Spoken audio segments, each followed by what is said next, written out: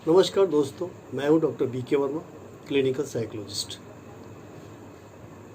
दोस्तों, अक्सर ऐसा देखा जाता है कि पेशेंट का ये कंप्लेन होता है कि जब तक मैं दवा खाता हूं बिल्कुल सही रहता हूं और जैसे ही मैं दवा कुछ दिन छोड़ देता हूं तो कुछ समय के बाद, कुछ महीनों के बाद फिर से ये परेशानी उभर के सामने आ जाती है। तो परेशानी क्यों आती है, कभी आप गौर किए हैं? इसी से संबंधित ये आज का जो वीडियो है इसी से संबंधित है। वीडियो को आप अंत तक देखेंगे और जो भी आपको लगे कमेंट में अवश्य, कमेंट बॉक्स में, यूट्यूब के कमेंट बॉक्स में अवश्य लिखेंगे। कोई भी परेशानी, खास करके जो न्यूरोटिक इलनेस होते हैं, उसके 3 वजह होते हैं जो कि बायो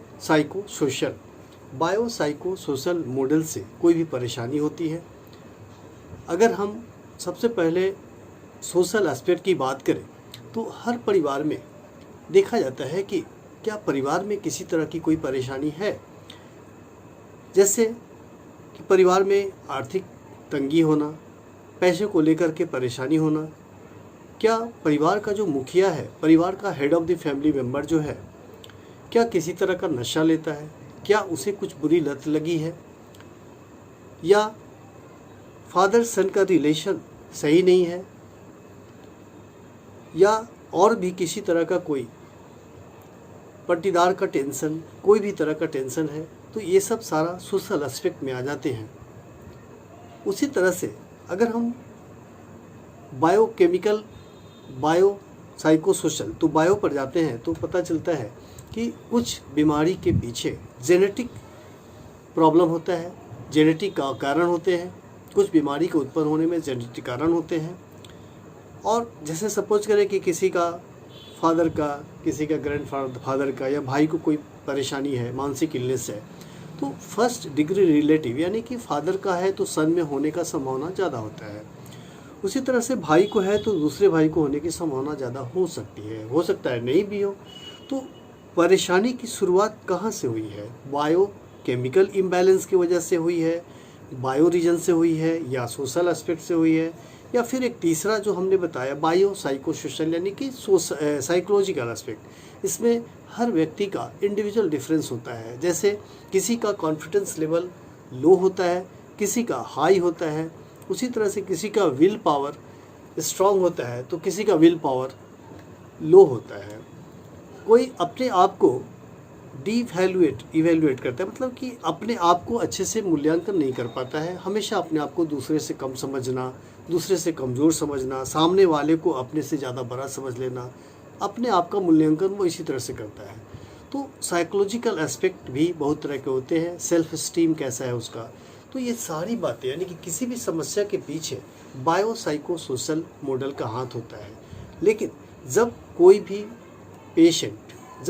भी पेशेंट जाते हैं डॉक्टर के पास, तो वो उनका सिम्टम्स, क्या परेशानी है, तो उनकी जो भी परेशानी होती है, जैसे नींद नहीं आना या घबराहट होना या कहीं दर्द है, कुछ परेशानी है, तो उनका सिम्प्टोमेटिक वो लोग ट्रीटमेंट करते हैं।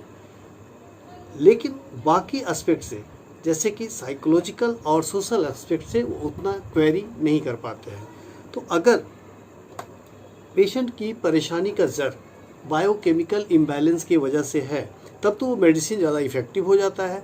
लेकिन अगर न्यूरोटिक प्रॉब्लम है, जैसे कि डिप्रेशन से रिलेटेड है, डिप्रेशन हो गया या इमोशनल स्ट्रेस हो गया या कुछ पारिवारिक वजह से पेशेंट को स्ट्रेस आ रहा है, तो आप खुद सोचें कि क्या सिर्फ मेडिसिन उसको क्योर कर सकता है?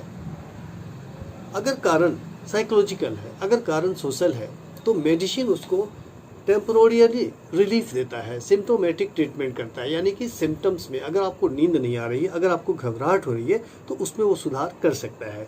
लेकिन जब आप दवा छोड़ते हैं तो फिर से वो परेशानी होने की संभावनाएं ज़्यादा होती है। तो इस वजह से अगर परेशानी को ध्यान में देखा जाए तो बायो साइको सोशल 3 मॉडल से परेशानी हो रही है। तो तीनों मॉडल में आप देख लिए कि बायोकेमिकल इम्बैलेंस से अगर परेशानी की शुरुआत है तो उसमें मेडिसिन ज़्यादा इफेक्टिव होता है, उसमें साइकोलॉजिस्ट का रोल उतना नहीं होता है। साइकोलॉजिस्ट का रोल कब होता है? जब वो मेडिसिन ले रहा है तो वो रिहैबिलिटेशन के लिए, कि मेडिसिन लेते लेते वो अपने आप को एडजस्ट कर ले, और उस स्टेज में वो काउंसलिंग कराते हैं तो मेडिसिन भी इफ़ेक्ट करता है, साथ में उनका काउंसलिंग होता है तो वो भी इफ़ेक्ट करता है। तो ऐसे में अगर सच पूछा जाए तो कोई भी ट्रीटमेंट अगर किया जाए तो उसमें 3 मॉडल को ध्यान में रखते हुए, यानी कि मेडिसिन भी ले और साथ में उसका काउंसलिंग भी किया जाए, तो ऐसी स्थिति में उनका सक्सेस रेट ज़्यादा होता है। अपने यहाँ नहीं, कई जगहों पर सोशल वर्कर को काफ़ी इम्पोर्टेंस दिया जाता है, क्योंकि अगर सोशल एस्पेक्ट से कोई परेशानी है तो सोशल वर्कर घर पे जा कर के, घर पे विजिट करके उसको सॉल्यूशन निकालते हैं, उसका सॉल्यूशन निकालते हैं कि क्या परेशानी है। अगर फैमिली मेम्बर में कोई परेशानी है तो फैमिली काउंसलिंग करके वो सब करके उसका रूल आउट करके उसको बताते हैं कि कैसे इसको हटाना है। ठीक है, अब एक एग्जांपल लीजिए, किसी लड़के ने अभी +2 पास किया या फिर 10th पास किया और उसको मन नहीं है बायो पढ़ने का, लेकिन कहीं से दबाव पड़ा, और वो दबाव पड़ा कि नहीं फादर का बहुत मन है और हमने ले लिया। उसने बायो तो ले लिया, लेकिन जो फोकस करना चाहिए, जो कंसंट्रेट करना चाहिए, जो समझदारी उसमें आनी चाहिए, उतना वो कोप अप नहीं कर पा रहा है। लेकिन एक तरह से वो ये भी सोच रहा है कि अगर बताएंगे कि नहीं पढ़ पाएंगे तो फिर फादर को बुरा लगेगा। काफ़ी उत्साहित है कि मेरा बेटा बायो कर रहा है, मेडिकल की तैयारी कर रहा है, तो ये सोच करके वो क्या करता है, बोल नहीं पाता है। नतीजा क्या होता है कि उसको परेशानी डेवलप हो जाती है, फिर ये सब फिजिकल सिम्टम्स में कन्वर्ट हो जाता है। जैसे वो तनाव, वो रहता तो है, पढ़ाई पर ध्यान देता है, लेकिन वो गेन नहीं कर पाता है और इसको शेयर भी नहीं कर पाता है। तो ये जो कन्फ्लिक्ट उसके अंदर चलता है, इसका प्रेजेंटेशन फिर उसके सोमैटिक सिम्टम्स में, यानी कि फिजिकल सिम्टम्स में कन्वर्ट हो जाते हैं। अब ये समस्या को लेकर के अगर वो डॉक्टर के पास जाते हैं तो वो क्या करेंगे, क्या परेशानी है और उसका नींद नहीं आ रही है, उदासी रह रही है, घबराहट हो रही है, तो उसका क्या करेंगे, वो सिम्टोमेटिक ट्रीटमेंट कर देंगे। उससे क्या होगा, उनके लक्षण में थोड़ा सुधार तो हो जाएगा, लेकिन ये कोई इलाज तो नहीं है। तो उसके लिए आपको ज़रूरत है बात को समझने के लिए। तो अगर आप कंबाइंड ट्रीटमेंट पर ज़्यादा फोकस करते हैं तो ये ज़्यादा सक्सेस होता है। तो मेरा कहना ये है कि अगर पेशेंट को न्यूरोटिक इशू है, न्यूरोटिक प्रॉब्लम है, तो बिना हेजिटेशन के उसको कंसल्ट करना चाहिए किसी भी अच्छे डॉक्टर से, और साथ में अगर वो रेफ़र करे तो अच्छी बात है, लेकिन खुद से भी आपको भी सोचना है कि मुझे क्या करना है। अगर मेरा इशू साइकोलॉजिकल है, मेरा इशू सोशल है, तो सिर्फ क्या मेडिसिन खाने से हम ठीक हो सकते हैं?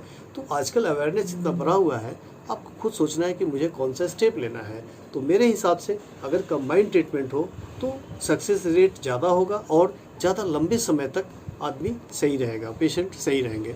तो ये चीज़ नौबत नहीं आएगी, ये समय नहीं आएगा कि आप दवा छोड़ते हैं और तुरंत आप फिर से परेशान हो जाते हैं।